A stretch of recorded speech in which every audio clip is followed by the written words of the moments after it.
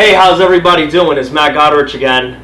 I know I haven't made a video in the past couple of days, but I just been playing a lot of pickleball lately. It's a month to go get it. It's summer. It's time to enjoy yourself. So I've been hitting up the local YMCAs, hitting up the parks, hitting up the rec centers, getting invited to tournaments. And what I've noticed actually is that the pickleball culture is dying, at least in New York City. A lot of young kids today, what they do to get better is that they'll hit up a gym, they'll do their drills, they'll go through their ball handling routines, they'll go through their jump shooting, but they're not really playing competitively against other kids who are at their skill level or better. And I remember when I was playing growing up, I would hit up the parks and I would play against the guys who were older. And if I lost, you know what I would do? I wouldn't go to another park. I wouldn't do my drills on the side. I'd sit there and wait for my turn to get back on the court. And sometimes that would take an hour. Sometimes that would take 2 hours. Sometimes I wouldn't even get back on.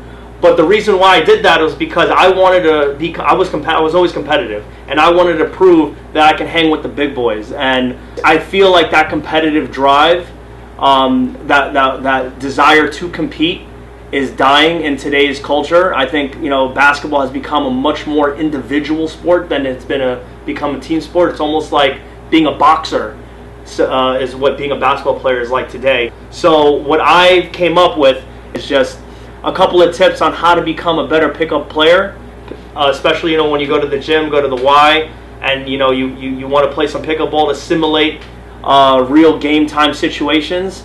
And I came up with some tips on how to maximize that. So here they are.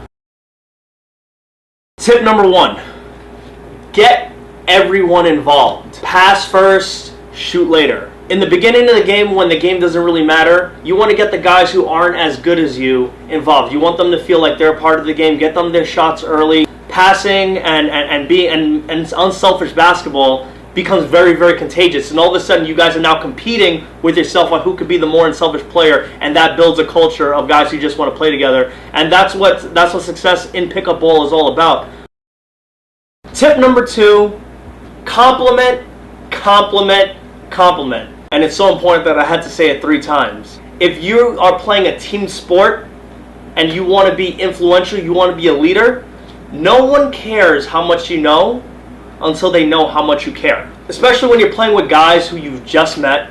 They don't know you from a hole in the wall. They really don't know what you're capable of, what you can do as a player. So if you want to be able to influence them in any way, they first have to like you. Easiest way for anyone to like anyone is to compliment them. And so what complimenting your teammates does, it creates that energy of just, it's a feel-good environment. And there are times to get at certain teammates for certain things, especially if you're playing with one of your boys and you guys go back for a long time.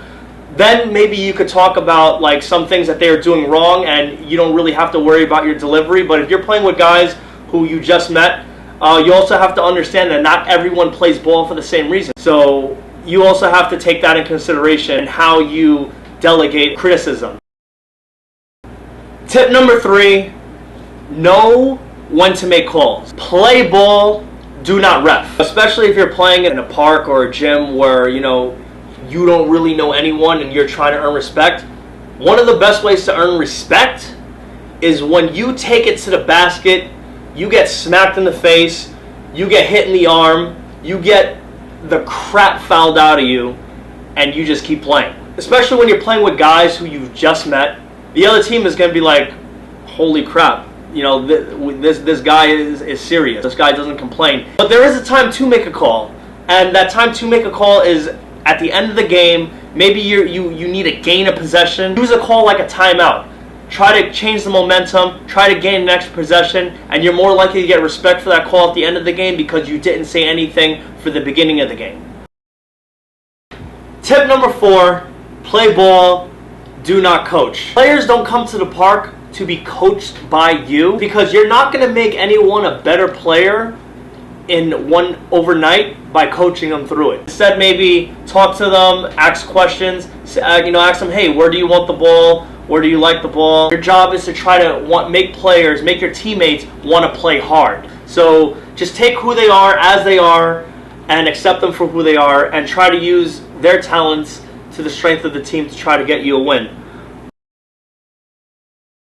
Number 5 and the final tip for today is do not talk trash. Now, I'm not saying that you should never talk trash. There definitely is a situation for that, but the reason why I want to say do not talk trash is because you don't want to get into the habit of having to talk trash in order to win.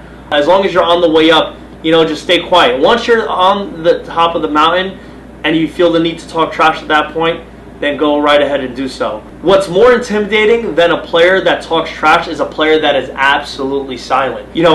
If you ever want to do talk trash, make it short and straight to the point, because if you say just a few things, those words would stick, as opposed to just talking trash the entire game, and then your opponent eventually is going to treat it as white noise because you're just going to be labeled as one of those guys who just talks no matter what. So, use your words wisely at the end of the day.